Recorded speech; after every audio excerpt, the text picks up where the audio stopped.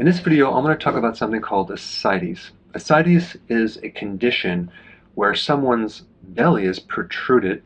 It's usually not fat, it's mostly fluid.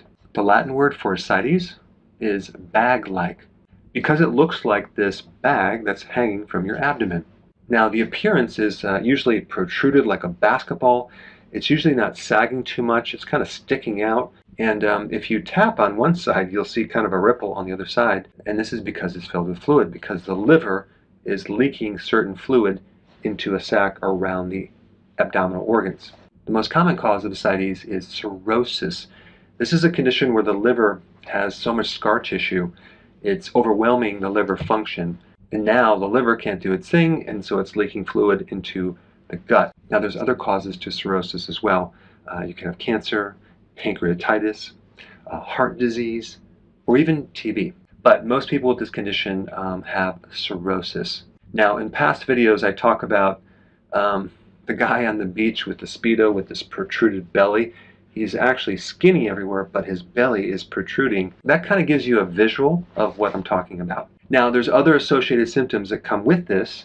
We have portal hypertension, which you have high blood pressure in the venous part of your body, edema in the lower legs. So let's say you press into your lower leg and it leaves an indentation, okay? It's called pitting edema. You may have spider veins around your abdomen, or you might have a lot of bruising in the lower legs.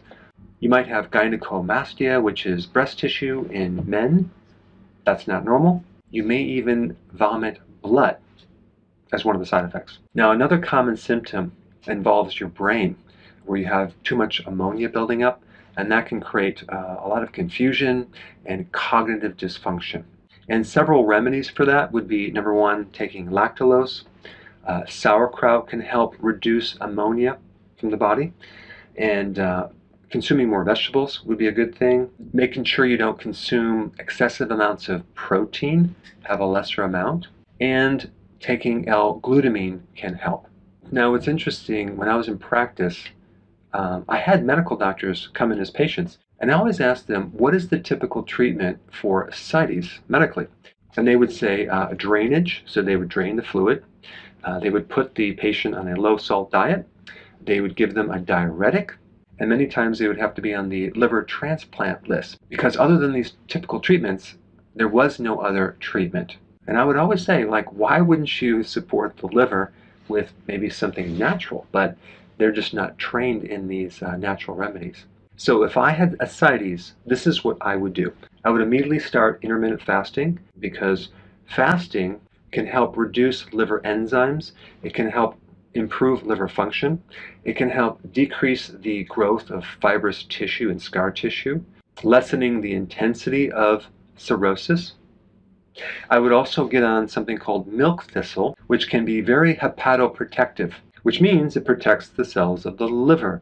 It can also reduce inflammation as well. I would also get on vitamin E, which is the most powerful antioxidant when it comes down to reducing oxidation, free radical damage of various tissues, as well as being anti-fibrotic. So it slows down inflammation and slows down the process of the liver developing fibrous tissue and scar tissue. The type of vitamin E that you take is very important. I would only recommend taking tocotrienols, not the tocopherols. It's going to be 50 times more potent. The next thing I would take would be selenium. Selenium is one of the best antioxidants for the liver. And I would definitely also go low carb, because high carb creates more oxidation, more scar tissue. All right, thanks for watching, and I will see you in the next video. Hey, before you go, if you're benefiting from any of my content, I would love to hear about your success story.